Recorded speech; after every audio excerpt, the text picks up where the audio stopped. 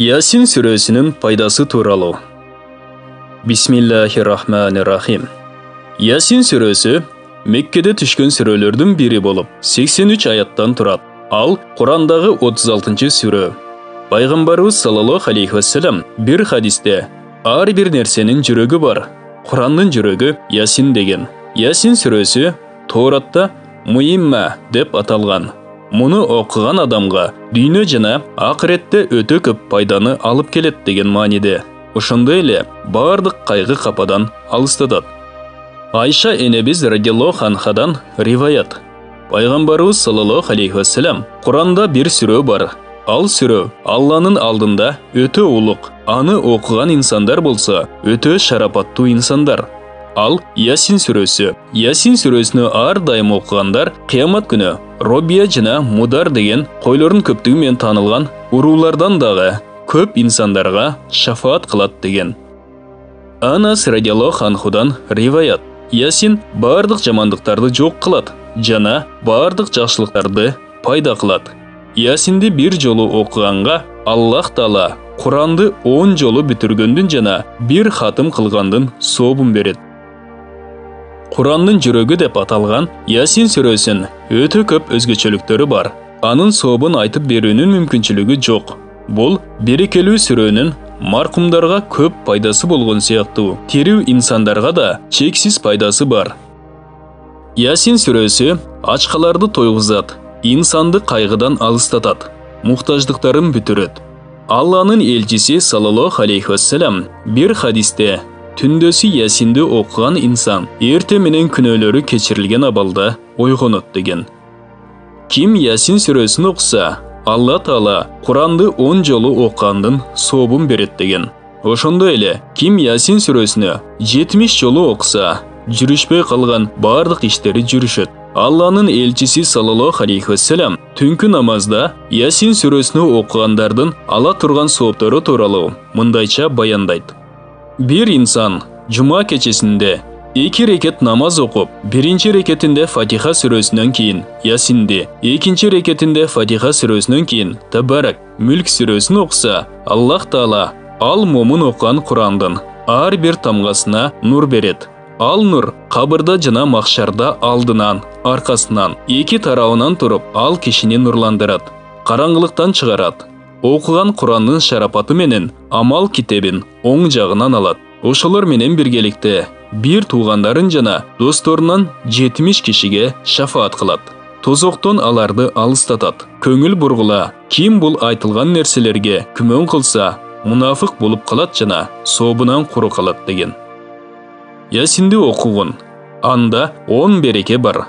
Ач болсо тоет, кийимсиз болсо кийинет, үйлөнө элек турмушка чыга элек болсо турмуш курат, тынчсызданган болсо кутулат, капа болсо кубаныч жетет, жолдо мусапыр болсо сапарда жардам көрөт, оорукчан болсо шипа табат, өлгөндөр үчүн окулса кабыр азабы азаят, чаңкыган адам окуса сууга жетет.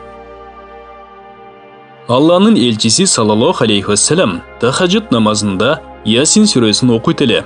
Ошол үчүн мүмкүнчүлүгү болгондор бул сүрөнү тахаджуд намазында кошуп окусун деп айткан. Себеби мында 5 жүрөгү бар. Биринчи Курандын жүрөгү Ясин. Экинчи Ясиндин жүрөгү алгачкы 2 аяты жана Саламун каулам мир роббихи рахим аяттары. Үчүнчү ибадаттын жүрөгү тахаджуд намазы. Төртүнчү түндүн жүрөгү тахаджуд намазы. Бешинчи момундун жүрөгү риядан алыс болуу, эл көрсүндөн. Алланын элчиси саллаллаху алейхи вассалам Кураннын жүрөгү Ясин. Ал бардык ооруларга шипа. Аллахты жана акыретти ойлоп ушул сүрөнү окуган адамды Аллах кечирет. Шайтандар Ясин жана Хашр сүрөсүнүн акыркы аяттарынан жана Муавизайтан сүрөлөрүнөн качат. Ясинди оор абалдагы оорукчан адамдын алдында окуу керек. Өлүмү жакындаган адамдын алдында Ясин окулса, жан берип жатканда Аллах Таала ага жеңилдик берет. Ким атасы же энесинин кабырын зыярат кылганда Ясин сүрөсүн окуса, ар бир тамгасынын ордуна маркумдарга сооп берилет. Өлгөндөр үчүн Ясинди окугула. Өлгөндөр үчүн Ясин сүрөсүн окуу алардын азабынын жеңилдешине себеп болот. Кешінде Ясин сүресін оқыған инсандың күнәлері кечирилген абалда ойгонот. Духан сүресін дағы кешінде оқыған инсандың күнәлері кечирилген абалда ойгонот. Ким Аллах разычылыгы үчүн Ясин сүресін оқыса, алдыңкы күнәлері кечирилет. Ясин Курандын жүрөгү. Аны bir жолу окуу Куранды 10 жолу окуганга барабар болот.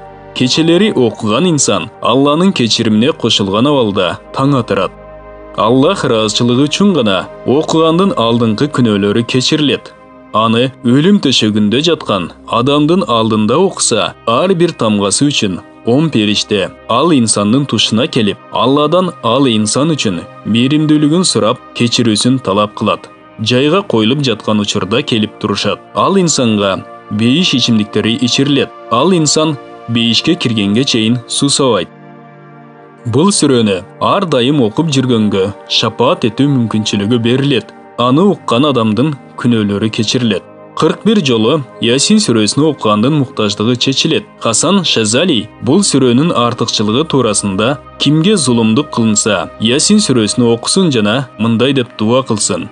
Бисмиллахиллази ла илаха илля хувал хайюл кайюм. Бисмиллахиллази ла илаха илля хуазал джалали вал икрам. Бисмиллахиллази ла язуру ма исмихи шайун фил арди ва ла фис самаи ва хуас самиюл алим. Аллахумма инни аузу бика мин шарри. Котормасы Алланын аты менен баштаймын. Ал ушундай зат, андан башка сыйынууга татыктуу зат жок. Ал ар дайым туруучу жана тирүү. Алланын аты менен баштаймын. Ал ушундай зат, андан башка сыйынууга татыктуу зат жок. Ал улуулук жана урматтуулук ээси. Алланын аты менен асмандагы жердеги нерселердин эч бирөөсү зыян бере албайт.